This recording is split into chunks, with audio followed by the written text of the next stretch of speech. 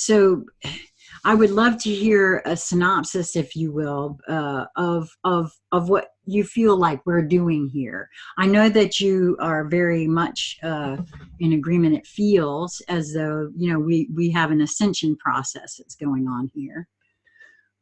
But so tell me, what is it exactly, if you don't mind, if you can. I know you've got a lot of videos, and I invite everyone to, and I will put links to all you know, your channels, so that folks can go and take a look. But I would love to hear.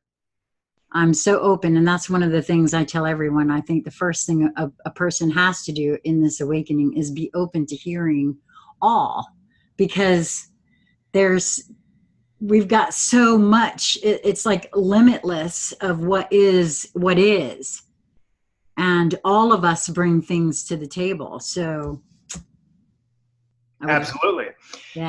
Yeah, we all have a little slice of the ascensional puzzle. And as far as flat earth goes, flat earth is probably the least important part of my message. I do not use flat earth to combat other models.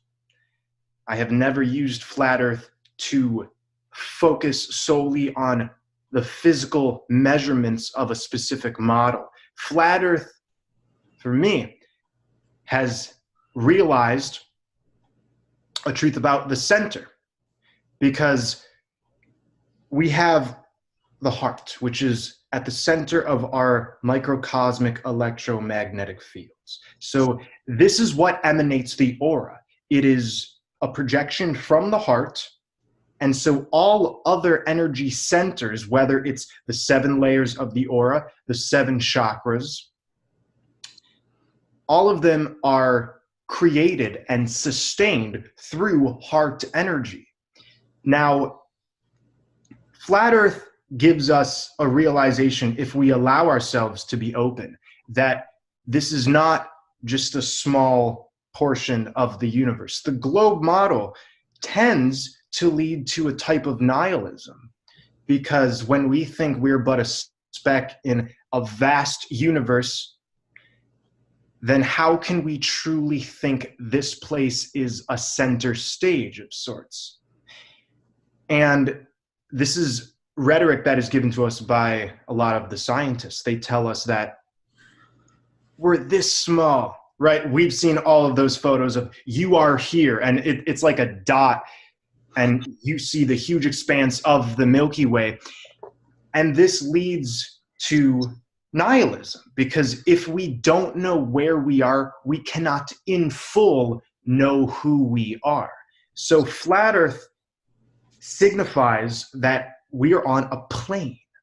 Like, this is not just another sphere among a bunch of other ambiguous spheres that happened to cultivate life, and everything just evolved from a bunch of dust and molten lava, and then we had amoebas and et cetera, et cetera.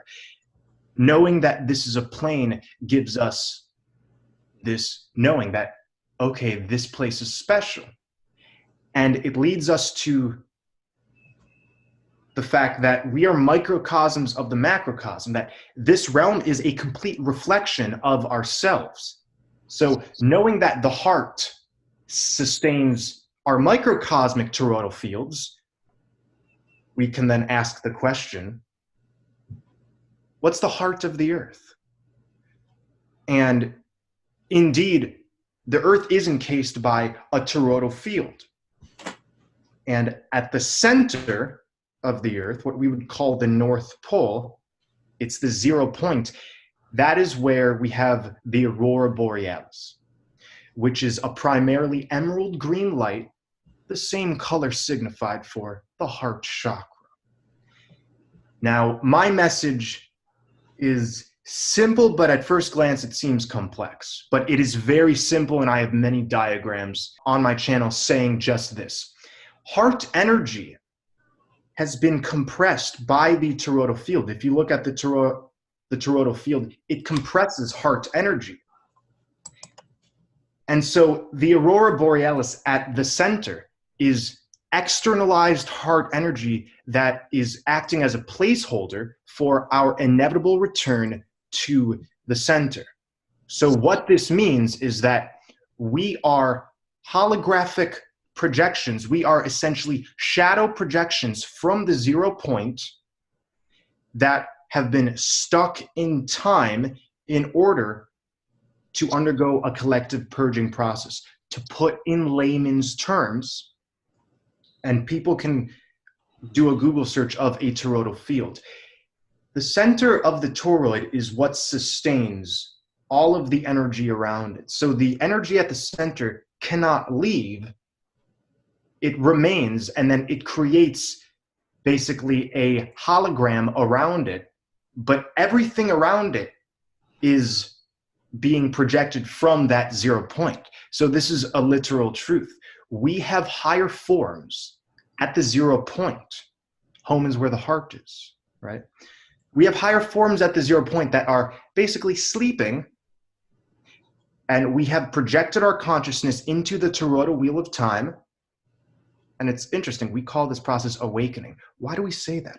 And we also say the fall of man caused this situation. Fall of man, falling asleep. I say this is actually quite literal. That because we are multidimensional, because we are fragments of what we would call source consciousness that have descended into matter, you don't only exist here, you also exist over here and over there. So by definition, you have an upgraded form of yourself. And this form is reintegrated with the you that is looking at me and talking to me when our collective purging process is over.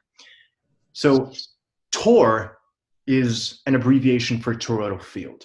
And we are literally in what Dante referred to as purgatory. There are 7 levels of purgatory. There are 7 chakras, 7 colors of the rainbow, which are created when a white light is shined through a prism, which sounds like a prison. So we have been imprisoned within a purgatorial construct within time in order to flesh out everything that duality offers. Duality is a very misunderstood term. When I say duality, a lot of people think man and woman, that's duality, that's polarity. A lot of people will think duality, like good and evil, is necessary and that contrast can't be abolished. But what duality is 2 opposing concepts that have unresolvable tension. So this is why in the quintessential Garden of Eden tale, The Fall of Man, it said we ate from the tree of the knowledge of good and evil. And that is what led us away from paradise. I must say, this is an allegory. This is an allegory. I'm not saying we literally ate from an apple. However, if we use this idea of an apple, you cut open an apple, it looks like a toroidal field. So good and evil is a battle that can really never be won, because good requires an opposing force and evil requires good to be sustained. This is why the Illuminati, as we call them, plaster in our faces imagery of checkerboards, the black and white schematic, the ones and zeros. This is a binary schematic that has manifested through our purging process. So I'll get back to this in a moment. Time itself is not an eternal construct. A lot of people think time is just how things are and reincarnation just happens. But reincarnation is a giant purging process, because the only reason we would ever die is because we have things to kill within ourselves. So after making this collective decision to leave the center in our perception, project ourselves into time in order to experiment with this contrast of good versus evil, we have had to flesh out all different possibilities, kind of like a quantum equation, just being fleshed out, all possibilities.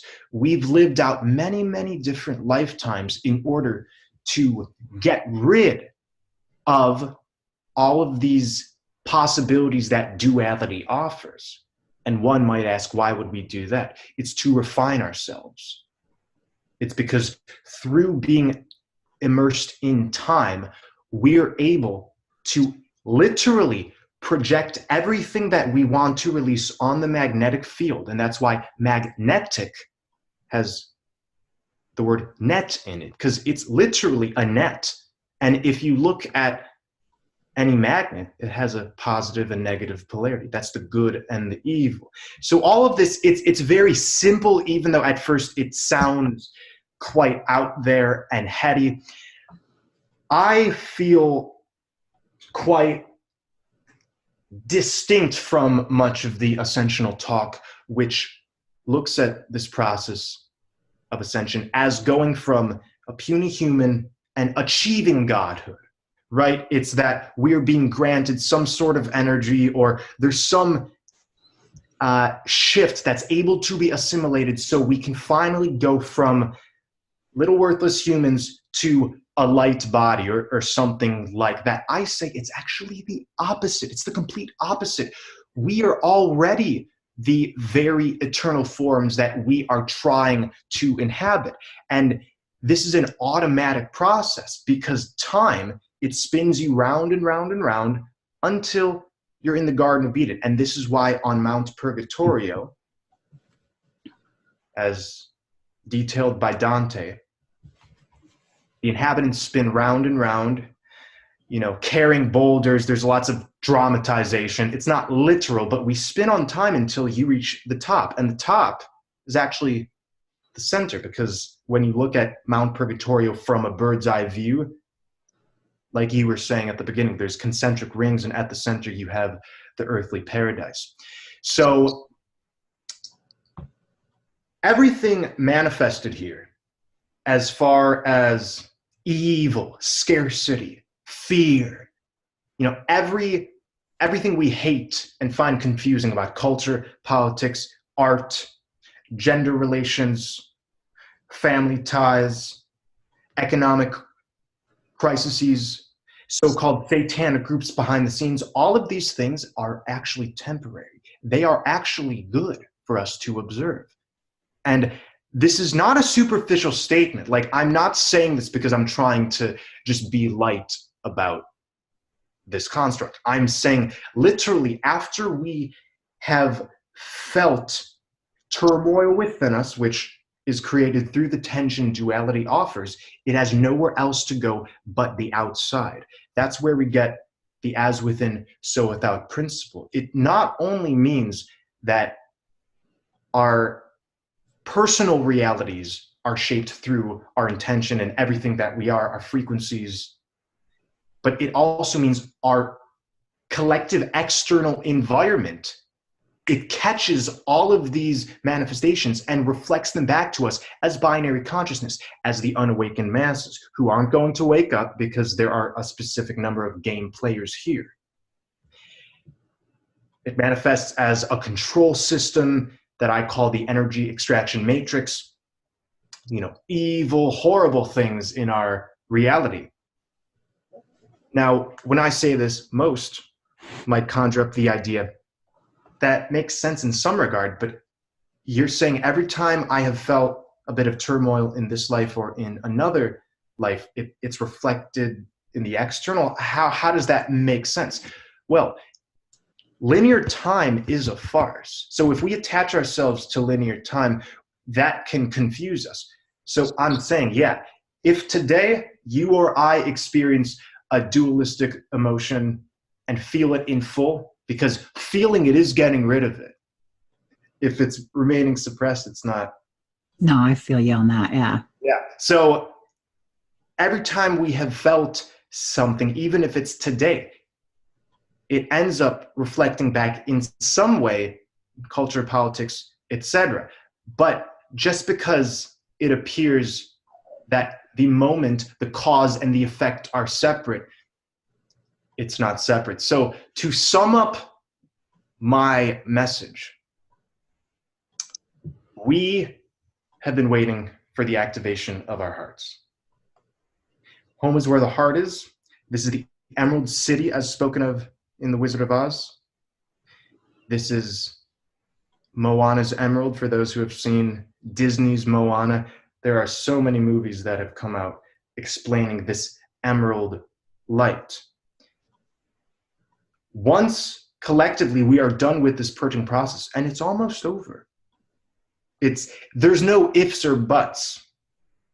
Once we're done, the heart energy is released from its compression at the center. It fills up this realm, the net of magnetics dissolves, and then we return back our projected consciousness back into our eternal forms at the center, unharmed, unscathed. Well, you see, that this is, I had a feeling that's why I was sort of drawn to your message, because very similarly, I'm feeling energetics very much the same. Hence why I shut my camera off and shared this is my Facebook picture right now. It is truly what I feel is the singularity of the being that I am. And each one of these little strands of energy, I am beginning to recognize as different aspects of that which I chose to bring with me into this dream of sorts that we have going on here, this illusion that seems very real in this linear realm. Okay, the realm that I feel like I'm playing in at the moment. And it feels very real. There's very physical feelings that go along with this vessel. And I, like you, have felt a bit differently in regards to the ascension thing. For a long time, I thought ascension was, you learn your lessons in this body, and then you get in the next one and you're a little bit higher, and then you go, I thought that's what we were doing. But I've really felt differently about that since I've had several experiences of my own where I can feel and communicate with other aspects of me that have been and still are in some cases busy in other realms doing other things. And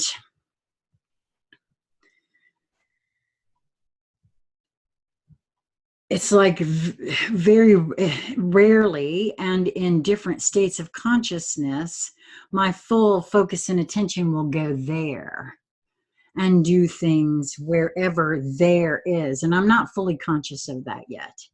But what I have come to in my current state of thinking and being is that very much what you were speaking on in regards to the heart.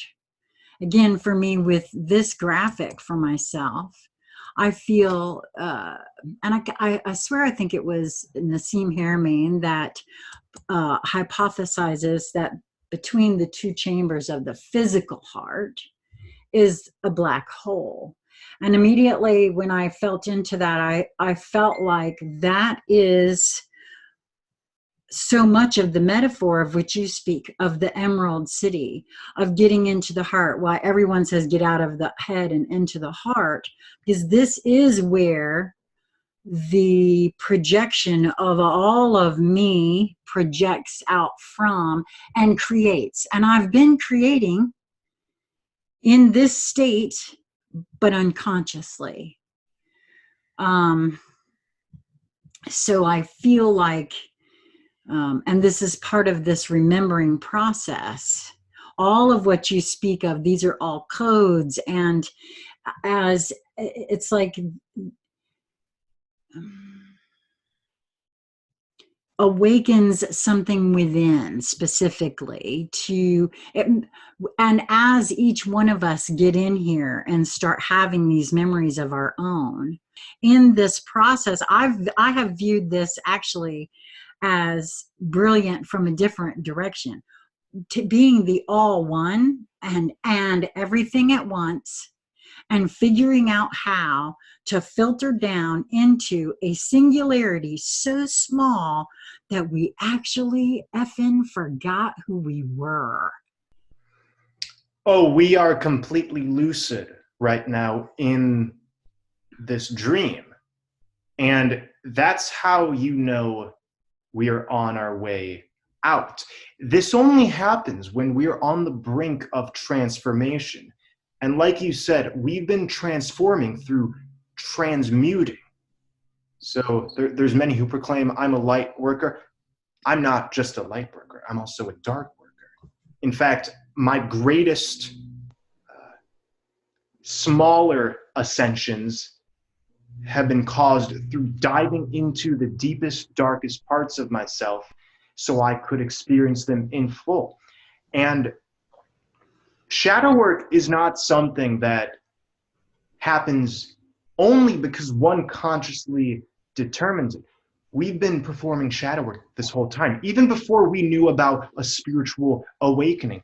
All of our experiences that felt uncomfortable, that we were dissatisfied with, that was shadow work. Because as the Jungian rule states, if a man or woman remains undivided in his or herself, meaning is not fully conscious of the many layers that are within, then it has no other option but to manifest outside of you as an external drama. So a lot of the traumas, in fact, all of the traumas, all of the familial events that were very loathsome, relationships that went sour, maybe violence that was inflicted upon us or we inflicted on others, all of that was us getting out these shadows. Because in order to let them go, you have to feel them. And that's why I always say it's a wonderful thing that you are able to feel sad or angry or fearful or even hateful, because it's much better to let it come up to the surface, experience it in full, and then it has nowhere else to go. It's not going to come back down. So right now, the conscious and sub and unconscious mind are fusing. And I'm sure you've experienced this as well, how it's more and more difficult to suppress anything now. Like the gap between when we give into illusion and it makes us ill is closing more and more. And this is how you know we're breaking out of time. You mentioned a black hole. I have a few videos talking about black holes, and the model of black holes is revealing to us a lot, because at the center, you have this astral jet that is always in the artistic depictions. This is like the aurora borealis at the center. We have the event horizon, which is the point of no return. It's the point in which a dust particle or a planet or whatever they tell us gets inevitably pulled into what's called the singularity point. So it's very interesting that even though there are false concepts given to us by science, they still hold a lot of truth. Because like you said, this is the singularity. This is releasing the above and the below through merging it. You know, we don't release things because we ignore it or because we try and put on a persona of all is love and light and everything is going to be dandy.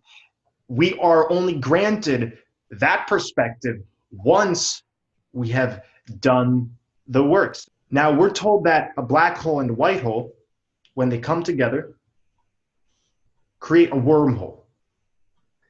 And a wormhole is a rip in time and space. And we're told you can travel from one universe to another, like in an instant. Like you don't have to travel the crazy distances they tell us. I say this is the conscious and the sub and unconscious fusing. And once that happens, once we get rid of duality, the black and white schematic, the checkerboard, we fuse both, then collectively, we literally jump out of here and go there. It's called Earth because the heart has been rearranged. That's why Earth is an anagram for heart. So it's all a very interesting process. And you know that purging is helping to expand us because we have released these parts of what we could call the universal mind or the unified field, because like you said, I'm a part of you, you're a part of me. We're alone, but we're also all one. And that is the tasty paradox. Obviously, we came here as a choice in order to get rid of these parts of ourselves so we can further expand. So it's not like we're only returning back to these forms that are sleeping. It's that we're bringing back lots of gifts, lots of wisdom, and I truly know contraction actually isn't possible. If we are stuck in time, seemingly in a contractive state, I say we're doing this for a sacrifice, because wisdom requires sacrifice. And that's absolutely what the snake in the Garden of Eden represents. Everything that we see as evil or bad or cruel, it isn't that. Like, it isn't that. And that judgment takes you away from a wholesome perspective. Because as long as we have this invisible enemy, even if it seems justified, like there's a lot of truthers and even ascensioners who will state the Illuminati is doing this and we have to arrest the bad guys. That's a funny part of the ascensional community, where they think we're just going to slowly transform this place. But if we can look at this place as like a dumping ground, like it's like a garbage dump for everything we aren't, and we wade around in the muck looking at everything that isn't love, and we get frustrated, and that frustration cultivates expansion, and it has. How many times have all of us been crying, felt traumatized, maybe gave into addiction, or just felt sad because nobody gets me, this isn't where I want to be? You know, if it was up to me, I wouldn't create a government that would do this to people. I didn't invent money, but I'm chained to it, so I don't know how to process this in my mind. But now we know.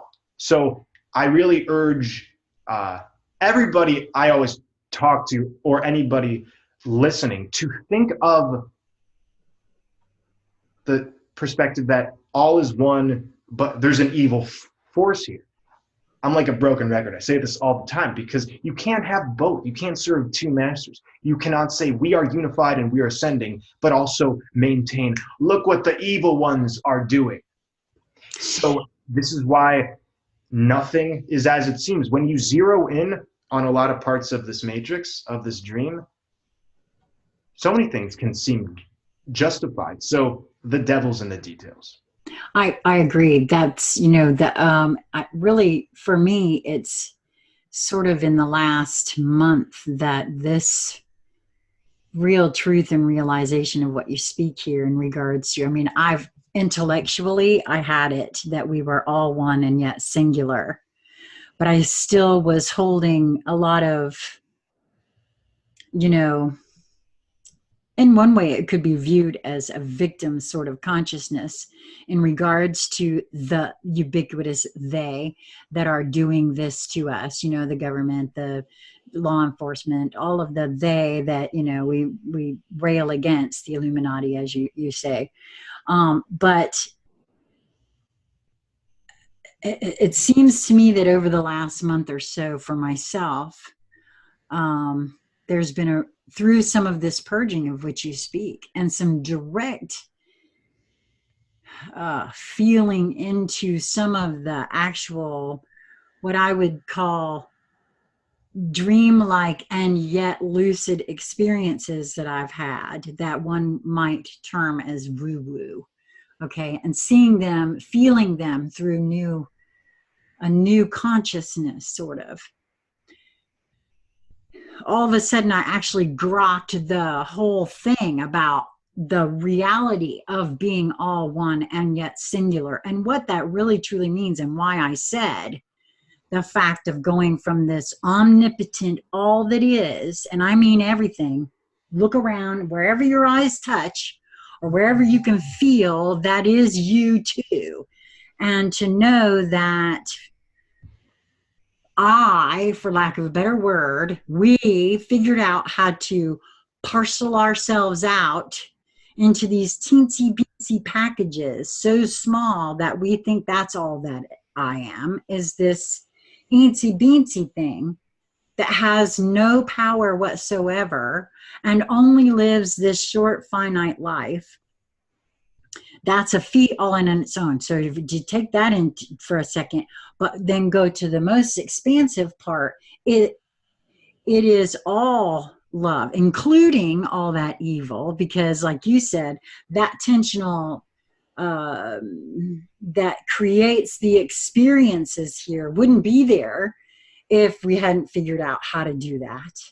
So I have viewed this awakening as because I've heard what little bit I have watched of your videos, I hear you saying about going back, and I've heard others about going home and going out as far as we can and then returning to source. And you also said something just a moment ago that tweaked again for me, is that we are ever expanding. There really isn't, I don't see any kind of contraction. It feels to us in this moment of now, as we are waking up, that we've been contracted because we figured out how to do this, slow it all down to have this linear, human, ultra feeling experience, because we feel everything so much. I mean, to the point where people try to escape, right? But that's the whole point of it. I feel we've slowed it down to the point that we could feel these different experiences, right? And so I think it's a becoming something altogether different and new that is on the horizon, but coming through, like you said, that purging of everything and realizing that we are all of that and more. I've said all of that in a bag of chips because we really kind of are. Has been a very interesting thing, because, you know, when any one of us think of any word, doesn't matter what the word is, that word means specifically something to me. And especially when folks talk about love and evil and these sorts of words, they can only feel what they have experienced. There's a definition, but then there's the experience of that definition while in this linear physical form that colors how one feels about these words. I really see that heart chakra, that black hole, as what projects this illusion around me. And I've been co-creating, admittedly, with everyone else, because that was the whole idea, but in an unconscious fashion. Now I'm ready to play in a conscious fashion and see what we can do. I feel like this whole new earth thing that everyone talks about, that everyone's feeling, but we're not quite sure. It's like coalescing on the outsides. I'm feeling like that's a playground I want to play in for a while. Consciously co-creating the fun value exchanges of my singularity, of your singularity, and what that might feel like for a hot second, because I think that would be fun, you know? So we're in the matrix. What does that mean? Like, what does that really mean? Are we just here and we're imprisoned by some other force? Well, if everything operates off of consent, which it does, then this means, okay, I'm here because I decided to. And we look at the stars above. They circle round and round on the firmament, impressing personality, events, and certain timelines on this realm. That's what astrology is. So if astrology is basically controlling a lot of the happenings here, what does that mean? What does that say about time? Spins round and round. The firmament spins round and round. The sun and the moon spin round and round. It's because everything here has been an orchestration for our benefit that we cannot screw up. You can't get lost in a purging process. And that's a very cohesive, coherent realization, rather than the narrative that ascension happens if you make sure you do. There's been a lot of talk of a splitting of timelines Like, oh, the chosen ones will go on this timeline. Those who haven't caught that energy wave before 2020 or something, they're gonna remain in the old earth. And that's just not possible, because only the players are getting out of here. Everyone else, as real as they may seem, really good graphics here, I will give ourselves that. Everyone else is soulless consciousness. The answer to why aren't people around me waking up is simple. It's that they don't have the capacity to wake up. We're not waking up simply because we found each other's videos online, or we read a book by Deepak Chopra or something. It's because we are truth and we are love. We just forgot. And love, as you were describing, is commonly misunderstood. Love is not always, not simply this exuberant expression, like, I love you so much. Yes, love and like to all. Love can actually be pretty neutral.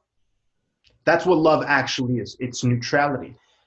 Neutrality is not this or that, and it's actually through that singularity point, which is void of judgment and thus of damnation, that we can operate in full manifestation. So you mentioned here we've been manifesting, but it's been unconscious, because this construct has been a place so far of severed manifestation.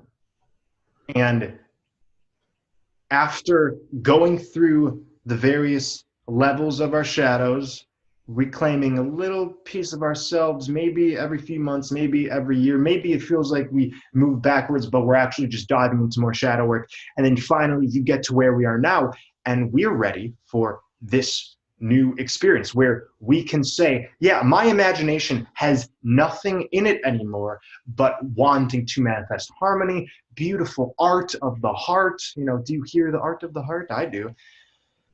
So this new earth, I say it's really the original earth. It's really the original existence, but nothing ever remains static. This is one of the Hermetic laws of motion. I'm Hermes. And when we're talking about a green screen, we're actually talking about what's happening here. We have the emerald green heart, and a green screen is a green device that you project a holographic image or video on, like in movies or what have you. And this is actually what's happened here. We have been projecting duality onto the heart. And because heart energy can never be abolished, like the heart is always powering all of our happenings, whether or not we realize it. So because the heart can't be ignored, it can simply be put on hold in the background of our perception. That means we've just been projecting a whole bunch of nonsense in order to flesh it out, and then turn off the projector of the green screen and get back to the heart. And green screen in gematria, it gives us a value of 360, because we're going 360 degrees, the same value as the Garden of Eden. Now there's this idea that the astrological ages are linear and that they merge into each other. The age of Pisces is ending very soon, and we are going to catapult into the age of Aquarius. But does this mean we're going to have this period where it's kind of both? Well, we are feeling a transition now, but I find myself quite distinct in saying the age of Pisces ends one fell swoop, like that. And here's why. It's different than other ages, because the age of Pisces is the age of duality. Pisces sometimes is characterized by two fish with their tails tied together, or their bodies tied together, swimming in opposite directions. This is the tension that can't be resolved, because there's never a coming together. You know, the left and the right of the political sphere, they don't really want to resolve things. In any argument where you are labeling one as good and myself as the tyrannical force or vice versa. It's a game that's being played that only has a loser and a winner. And it's always going to be an imbalanced kind of result. So because everything here is binary consciousness, that's just running on autopilot. Like, you walk into any public sphere, soulless beings. It's not a judgment, and I do not use this concept in order to attack, but it makes sense. How can people act in a very mechanistic way? Especially when there's all of this ascensional energy pouring in from our hearts. What's the deal? Why aren't others feeling it? It's because they're binary. It's the same thing with culture. So all of this, because it's binary, has to turn off in one fell swoop, because a robot can only be turned on or off. To turn off a robot, I don't know, whether it's one of those full-size androids or your toaster oven, you unplug it, you press off, you press stop, and then it stops. Because this is a purging process, we are primed in order to cancel out all external narratives. It's all about what your intuition says. And you said this earlier, how regardless of what those around us, the authorities, the higher ups are saying, it's not resonating. And if it ain't resonating, then it's not the truth. Point blank. I don't care whatever files you have to show me or whatever mathematical proofs or whatever attacks. It's like we are realizing who we are through seeing what we aren't. And we're not always given such overt signs. Like, I assumed years ago that at some point we would receive some literal signs in the sky or manifest right in front of us. I've had many mystical experiences which were that obvious, but overall, most of us don't receive like a shining god or goddess appear in our bedroom and say, "Hello there, you are ascending very soon. Good job. This is who you are in full, and here is your immortal name." Because we don't get these gifts, the only gifts we receive are those which we give ourselves.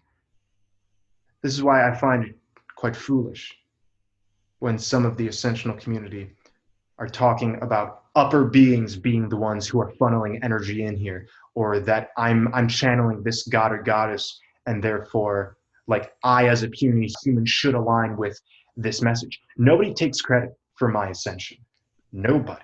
And the paradox in this, as you spoke of earlier, is that when you have gone through a specific awakened realization, because we're all connected by this collective thread, we're a collective consciousness, not a hive mind. There's a difference.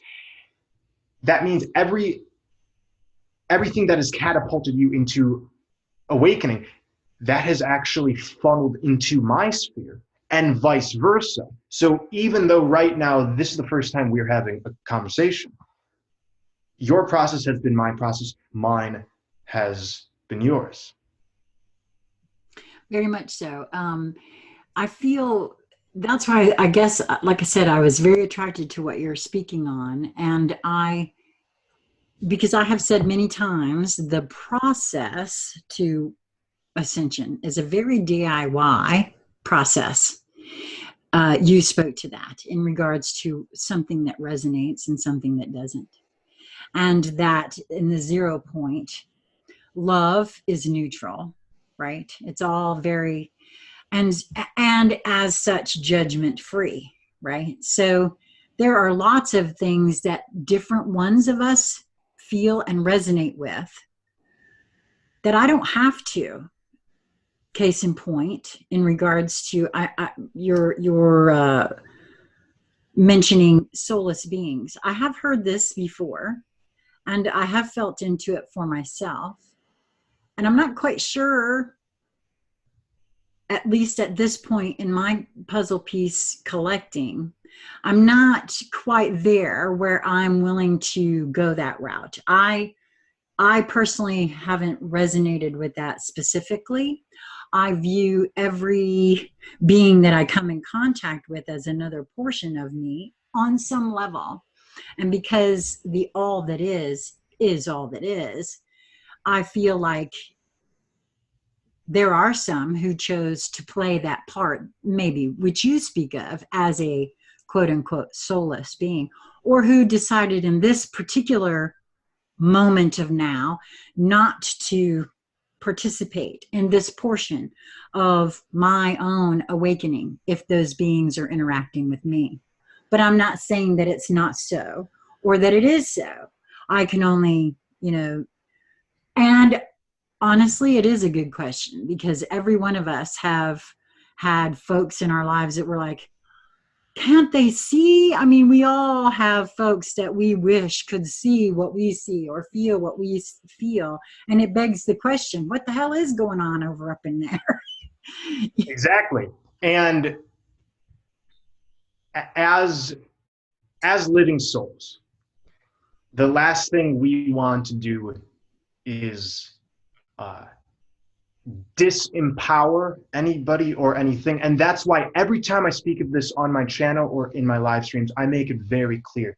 We do not use this to accuse. This distinction between temporary consciousness and eternal consciousness is only used so we can disconnect from mainstream narratives and algorithms. Let me put it to you this way. I think you might appreciate this. When we're in a dream at night, the environments and the people are all manifested through our unresolved inner that is playing out in a dream. That's what dream time is for at night. That which we haven't solved during the day, it ends up projecting outside of us. So sometimes it's fun, sometimes it's scary or disheartening. But when you wake up, the environments and even the characters in those dreams, they're nowhere to be found. So in a dream, your inner tension, turmoil, excitement, all of the polarity, the ones and zeros of your own consciousness, it manifests as people you can interact with. And unless we become lucid in the dream, we'll just accept that they are the same thing that we are, and there's really no separation. So you mentioned, this concept may feel as if I'm separating myself from others because I always see others as a part of myself. And this is indeed what soulless consciousness is. It's not just another force that's here. Because we are a collective, the game players are separated in this game because this is your purging process, this is my purging process. There's not a whole lot of us getting together in festivals and that kind of thing. It's because we require some filler, some non-player characters around us in order to help reflect to us parts of ourselves that we're releasing, or simply to give us experiences. This is not just a process of pain, it's also of pleasure. It's been both. And so the non-player characters of the Matrix have led us to where we are now, whether it's some people in our family, our friends, our coworkers, our neighbors, our teachers. And ultimately, these are expressions of the heart trying to resolve ourselves. Because remember, if we don't resolve ourselves, then it must play out outside of us. And it's not only going to play outside as current events and conflicts with others, but the other is going to be a manifestation of something that's unresolved. So the dream at night is very much like the waking dream. However, this waking dream is bound by time within matter. So this matter only matters when you're in matter. What's the matter? What's the matter?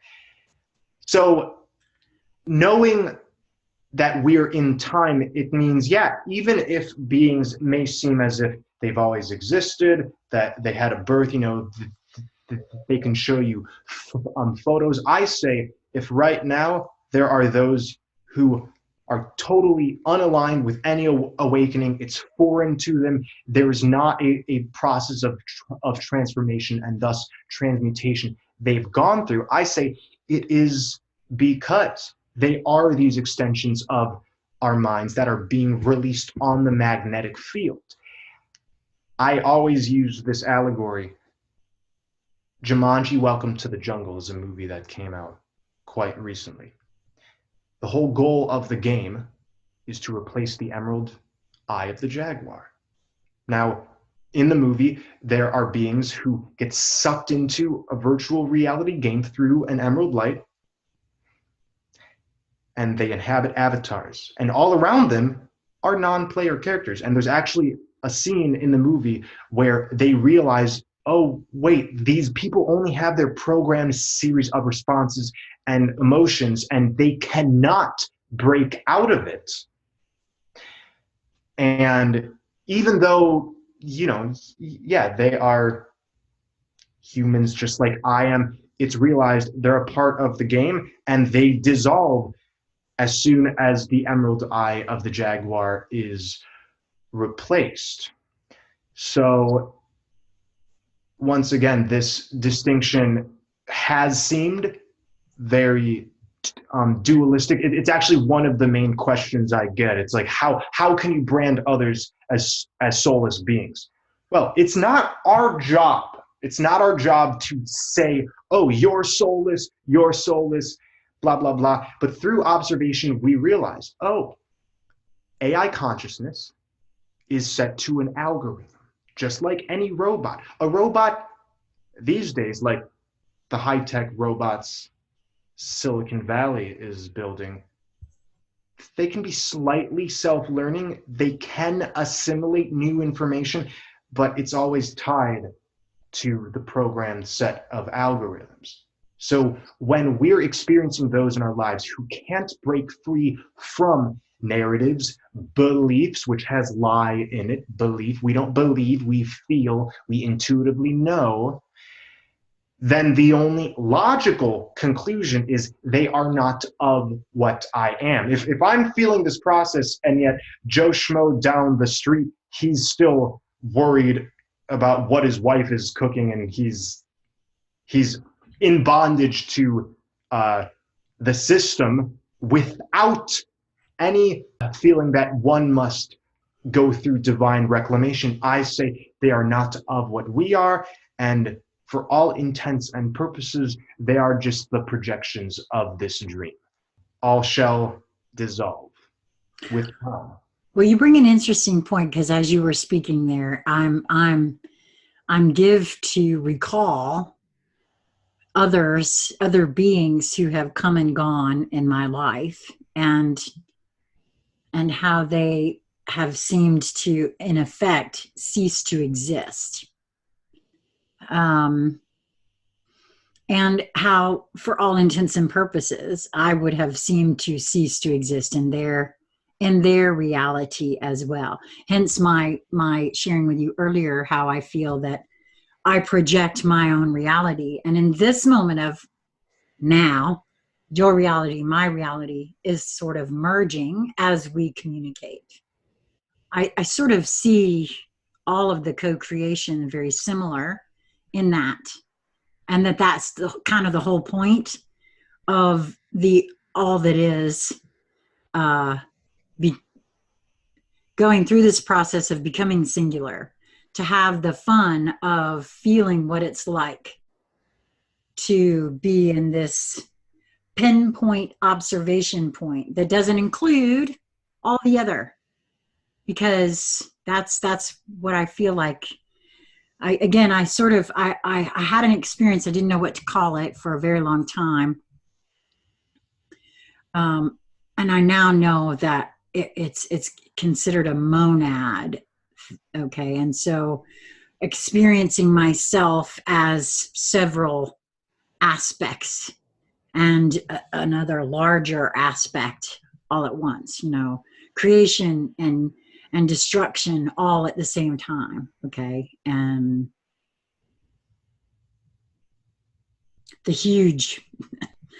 mind-blowing, dizzying thought of what that was, that experience. And so seeing that, we parsed ourselves down into this little linear, teeny weeny packaging really what amounts to dynamite in these little physical vessels, and now coming to that transmutation process that you speak of through the heart, through that human heart, and projecting out this way. And this has really been very fun, and towards the end here, very dizzying for me. Sometimes when I'm receiving codes and transmitting codes, I start getting really dizzy. And so this has really been fun. I hope you've enjoyed it as well, coming and having this conversation with me. I've super enjoyed it. Oh, Absolutely. awesome. One of the things that I've come to know about myself is that I'm to absorb information and do some transmuting on camera, because there are loads of folks that are in the processes and in varying stages of it, of the awakening process. And they are seeking, and they are alone. As you said, we're all kind of spread out, and I feel like there's a reason for that too. And being an older gal, he really doesn't care what anybody thinks of them, because, you know, well, my history is I used to be 490 pounds. So I've had folks looking at me my entire life. So I'm okay with, you know, pointing fingers and saying, oh, she's weird, you know, kind of thing. So exploring what others might call woo-woo, when folks first start looking into this, the metaphysical sides of life, it explains so much of what we see and we feel. And I'm really very appreciative of your being open to come and share your view and your knowledge, actually. And I will hope that you'll send me some links to everything that you have, if you have anything other than, because I like I said, I just found your smaller channel, the Devin Maggi channel first, and then I happened to see some of the links in your Show More section there, and found the Flat Earth Paradise, where you have a lot more really in-depth information for folks to consider. And I happen to agree with you. Well, years ago, when the flat earth, you know, conspiracy theory started, I kind of felt into both sides of that, and felt like, well, I feel like it's all possible to be all at once anyway, because of how I feel about multidimensionality. So I could never choose a side. I know everybody, you know, there's more of that division thing that everyone tries to do. Oh, it's either this way or it's that way. It can't be both. And I think it can be all of those and more. So I love what you've done there. And I think there's huge puzzle pieces, because I see almost everything as metaphor for what we're doing. The as within, so without. It's all, you know, it's all this, man. It is all this. It's all about the internal process. Like I always say, take what resonates, leave the rest, because we're not here to preach dogma, and we're not here to coax anybody into any camp. No, I agree. And thank you for that, because so much of the new age or Ascension community feels like there's these certain steps we have to go through. And I've never really ascribed to that. I didn't cotton to that when I was, you know, being raised in the religious portion of my life. And I actually, you speak a bit of, I think you did, or someone else, that it's so synchronistic when things start happening. The moment I found you, another friend of mine who is also a viewer, who did not know that I'd contacted you and that I had this scheduled today, just last night sent me another person's work in regards to this, you know, the flat earth and syncretism, really. And that's really kind of, I think, what my puzzle piece collecting has been. And that's why I love that analogy. We each have these puzzle pieces that resonate with us, that we pick up and say, oh, okay, wait a minute. You know, that resonates with me. I'm not quite sure where to stick that puzzle piece yet. It doesn't necessarily fit in here for me, but I'm not ready to throw that out. So you put that over here to the side as other puzzle pieces come, and you kind of feel into that for a little while. And I mean, there is no throwing the baby out with the bathwater anymore. It's not this or that. It can be this and that. That's the way I feel about all of this now.